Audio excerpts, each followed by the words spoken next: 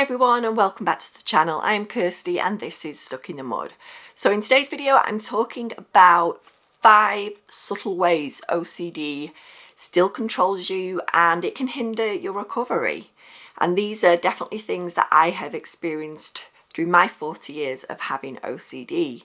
Number 1, fear of emotions associated with OCD. And this is a big one because as an OCD sufferer, we know how hard it is, how difficult and terrifying it is to experience the sheer panic, the anxiety, the shame, the anger, the guilt, the sadness, all of those emotions. You know, you can have them all at once. You know, it's a lot and it can really take you to rock bottom. I have experienced that more than once. And when we've been there, at that place and we've suffered those emotions, the intense emotions that come along with the obsessions and the compulsions and all the rituals, you know, it's all fear. You know, we fear everything. And I remember when I went through a really bad time after I had my 3rd daughter, I was right there, rock bottom. And I remember then when I was pregnant again, I was so afraid of going back there. I was so afraid of experiencing all those things again, you know, and that was more frightening than anything, was the fact that if that could happen again. And the fear of emotions can also include situations that we might avoid to prevent us getting those emotions associated with the fear, the obsession. And I myself, 10 years ago when I had my 3rd daughter, I would actively avoid going to the park or play centres because the fear and the obsession I was going through was that I would harm my child, which then led to me believing I could harm other children. And I really didn't want to put myself through those strong emotions when I went to a place, those intrusive thoughts that would bring on these intense feelings. And you know, it was a scary time. But what we don't realize we're doing when we're doing that, if we're avoiding it, is we have to sit with that uncomfortable feeling. As hard as it is, it's not going to be easy all the time to do that, but with practice it can really help your recovery. And number 2, reassurance seeking. And I'm not talking about the typical way of reassurance seeking to a person, so maybe a family member or a friend or even a therapist, because I've even been known to get reassurance from my therapist. But I'm talking about online media. It's a bit of a sneakier way, and we might feel we're actually helping our OCD by trying to figure out this information, when all it is that compulsion to figure things out, to gain certainty. And we've got to be careful about this because, like I say, online it just feels like we're doing something, well, good for our OCD, but it isn't. It's just another way of seeking reassurance. And as my therapist always said, there's a lot of misinformation online as well, and we've got to be really wary about that because we're not going to get the true facts anyway from looking online, and it's all just about gaining certainty. And OCD keeping us in that loop, and you know, it wants our attention. It's just another way of trying to get attention for the OCD, and if we can just leave it there, we don't have to ask anyone for reassurance. If it's something important, we will do that. And I think we know the difference when it's OCD. Like deep down, I mean, you know, we know it's like, was this really OCD trying to make me figure things out? Or is this a real problem that I need to seek an answer to? I think deep down we know the difference, but it's just that compulsion to check and seek reassurance is so strong. I understand. I've done it many a time.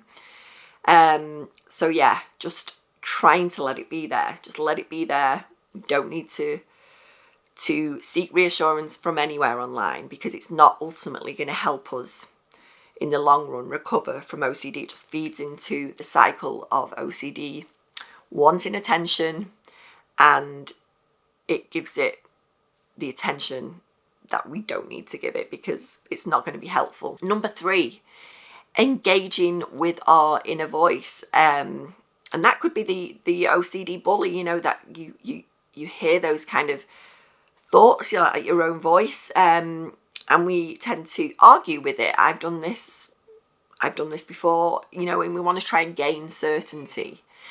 But remember the least involvement as possible. We might have that inner dialogue, where we're going, well, is this, do you think this is likely that this happened? Or, we question things with our mind, and really it's just the OCD just taking control of us and trying to make us work things out. And we don't have to do that. It's just, again, just letting those thoughts kind of play out on their own without getting involved, or as least involvement as possible. That is really helpful when we're trying to get better from OCD. And number 4 is another thing that I did for many years, and this is habitual rituals. When I wrote that down, I didn't actually realize it rhymed, but there you go, habitual rituals.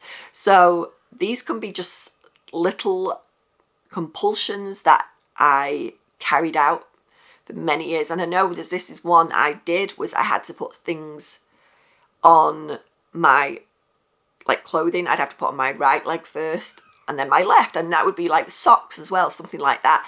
And these are little things that I did for many, many years. And to a point, I think it almost became a habit to do that. But really, when you break it down and you think, this is OCD, it's still got some control over me. And, what did I think would happen if I didn't do that? And I think there was some level of me that really believed that if I broke that habit and didn't do it anymore, that something bad might happen. But when I really got the strength to test it out, try it out, and not do it anymore, and I realised that it didn't make any difference.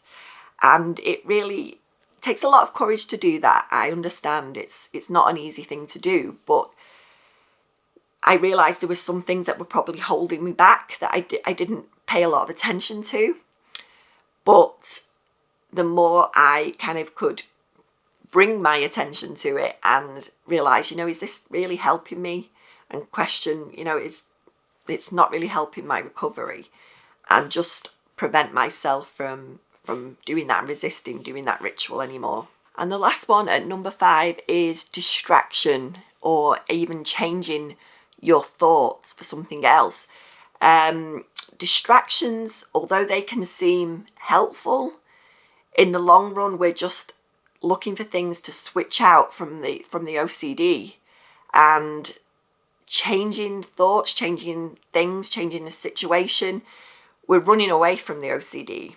And what I've always discussed in my videos is letting it be there. And it sounds kind of similar, but it is very different. We're not actively changing anything. We're just letting it play out in our mind while we go about our day and move forward with our lives. But letting it be there and not changing anything, not trying to distract ourselves from it, or change it from maybe a negative into a positive, or just changing our thoughts, switching our thoughts. So the problem there, when we try to change our thoughts or change the situation, we're just telling OCD that it's wrong, it's a problem. We need to run away from this because we need to switch it out.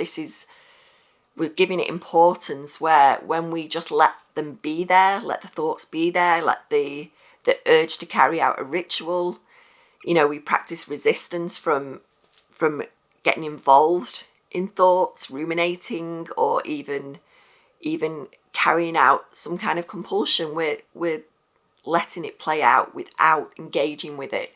And that is really key. Like I say, it can feel so very similar, like I'll just change this thought to a happier one, or I will change the situation. I'll distract myself away from this. We're kind of telling it that, that it's bad, it's wrong that it's there, and it's not wrong that it's there. It can be a really unpleasant thought and it can feel uncomfortable, but if we can ride that out and let it be there. With consistency and practice, it can get so much better, believe me. So thank you. I hope these points have helped you today. Please let me know in the comments how you are getting on with your OCD recovery. Please remember to give this video a thumbs up and subscribe to my channel. That would be amazing. Thanks for watching, guys. See you next time.